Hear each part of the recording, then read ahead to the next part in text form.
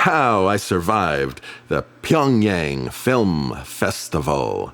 Continuing with my look at 3D films that are, at least as I record this, freely available, we have this strange apparition. It's a travelogue following a German citizen taking a trip to a North Korean film festival, filmed with a stereo camera and post-processed into a cartoon style. This takes us into a strange world that at times does not seem real. Most of the shots in this movie are of very normal-looking things, but the mix of 3D and cartoon helps elevate a feeling that there is something not quite right about it.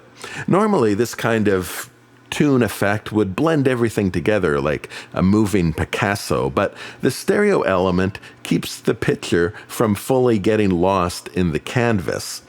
There are minor details that communicate inconsistency, that there's something not quite right about what we see. Like bits of light reflection off this floor that lose their transparency and are seen as solid but yet still exist below the floor. So instead of reflections, we sort of see orbs that hover just beyond reality.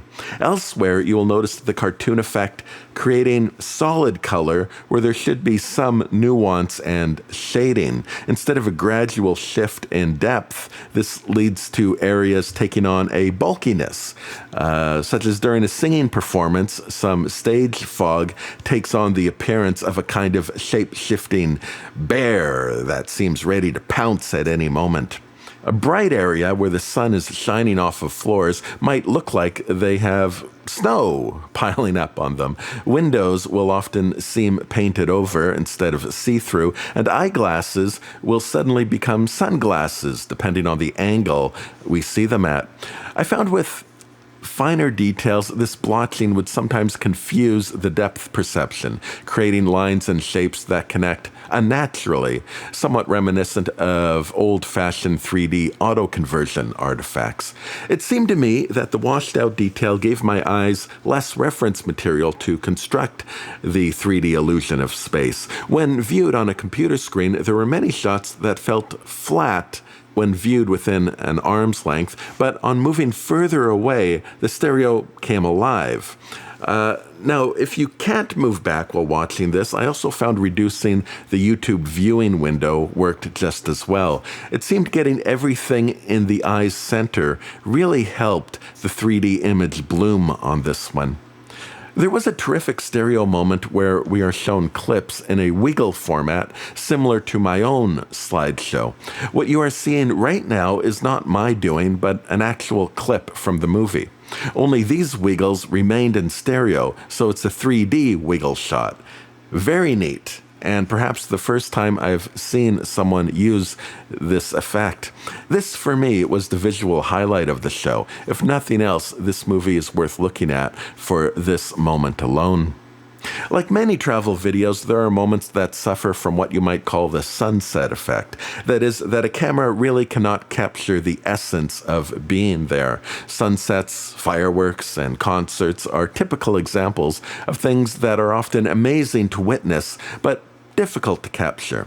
And here, a lot of time is spent looking at presentations from the audience perspective. The action is distant and the stereo less effective. Although clearly the highlight of the filmmaker's trip, they are ironically the dullest moments of the documentary. Story-wise, it's a somewhat rare look into the cultivated tourist routes of one of the last remaining hermit nations. At one point, a troubling and intriguing observation was made that there were no disabled people, no wheelchairs, crutches, or walkers, even within a hospital. But relating such details seemed an exception rather than the rule to the traveler, who seemed determined to enjoy himself and reserved his energies for discussions on pastries, the prospect of a party, and outright cheerleading for one of their Triumph of the Will spectacles. He could have been talking about a theme park, and I found myself uncertain what to make of that. Was this being non-judgmental? Was it journalistically neutral or just tone deaf?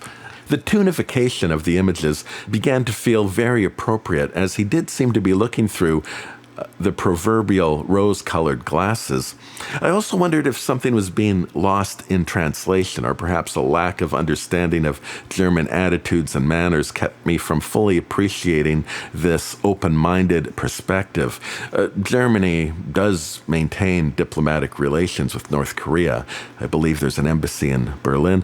One evening, our traveler realizes that he had spoken a bit too freely about the government and begins to wonder if he risks being arrested. And for me, rather than elicit sympathy, I found the bit of drama left the impression that his only concern about a murderous regime was when it might affect him personally. And with that, I found myself increasingly disliking this person for choosing to go. But on reflection, I began to wonder again if that's fair.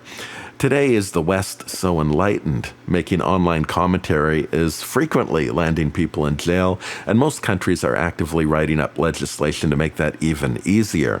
Western leaders may say they're opposed to Kim Jong Un, but in deeds, they appear to be taking inspiration. But bellies are full, and noticing these things is left to the misfits, who are often treated with all the dignity of a nuisance fly. Maybe I'm the one wearing the rose-colored glasses.